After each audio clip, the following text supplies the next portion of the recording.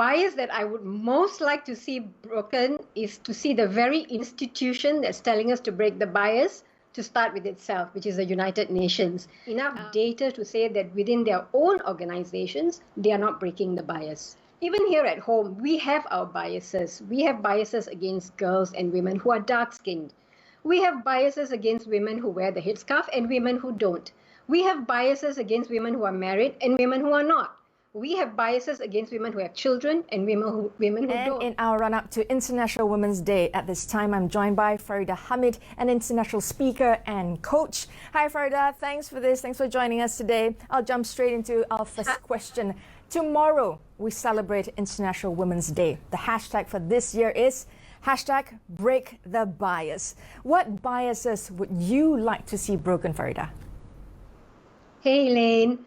The bias that I would most like to see broken is to see the very institution that's telling us to break the bias to start with itself, which is the United Nations.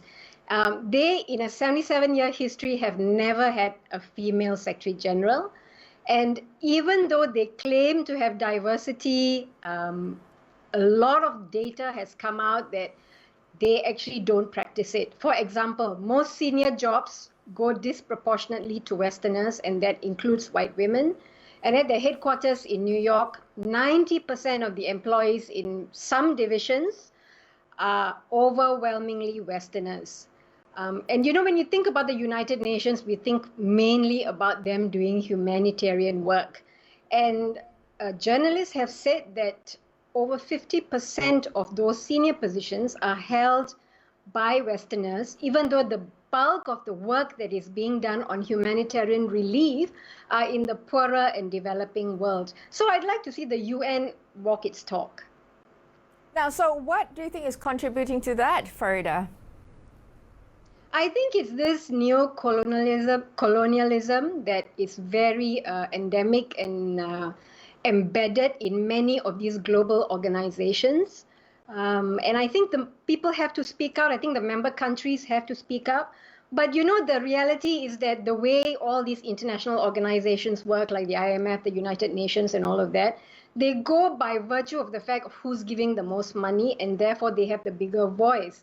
But even the World Economic Forum, if you think about when they have their glitzy affairs in Davos in Switzerland, the people who are talking and making those decisions are Westerners, largely white men, when they do not give a space for women and other groups that are marginalized to actually have the stage and to talk about those issues. So there's a huge amount of discrepancy with all these global organizations. And so I find it quite amusing that they tell us to break the bias when they themselves, there is enough data to say that within their own organizations, they are not breaking the bias. Now, people really have to walk the talk, Faridah. I go to the next question. I know you have spoken about the fact before that women need to step up and take responsibility for their role in the biases and prejudices they see or experience. Now, what's this? Yeah, look, the world's population is closing in on about 8 billion. So if we look at the fact that the data seems to say on average about 50% of the world's population are women and girls, that gives us about 4 billion women and girls. Let's put aside 2 billion to say those 2 billion may live in very difficult conditions and they don't have a voice. We still have another 2 billion strong female brigade that do have a voice, that does have power.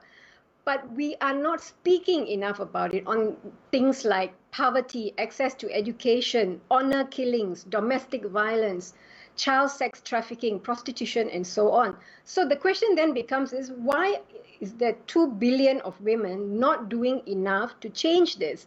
Because a lot of times also, and I'm guilty of this as well, we tend to sometimes talk about the big picture, but let me drill it down to even the smaller things. Even here at home, we have our biases. We have biases against girls and women who are dark-skinned. We have biases against women who wear the headscarf and women who don't. We have biases against women who are married and women who are not. We have biases against women who have children and women who don't. So there's all kinds of stereotypes and prejudices and biases that we have that we ourselves on a personal basis, have to question and say, what biases am I having? Because I want to make this point, right? It is not about guilt and shame, but it is about self-reflection and acknowledgement. Because only if we acknowledge that we ourselves have some of these biases, then we can start doing something to change it. But if women themselves are diminishing and dismissing some of these concerns and not doing their part, then we really shouldn't be waiting for laws and regulations to change, because ultimately it's what we say within our communities and our families that is really going to make the difference. At least that's how I look at it.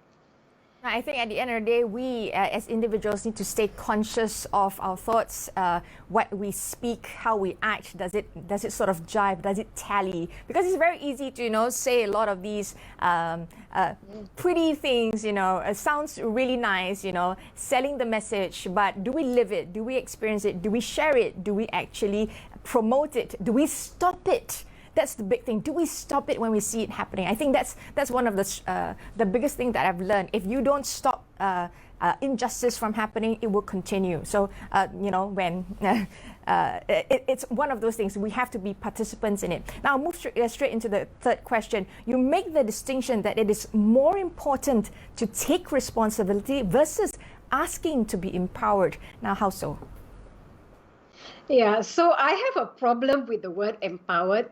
Simply because for me, that word, in my own mind, I have a little bit of bias about it, simply because I think it sounds like women are victims and that we don't have the power.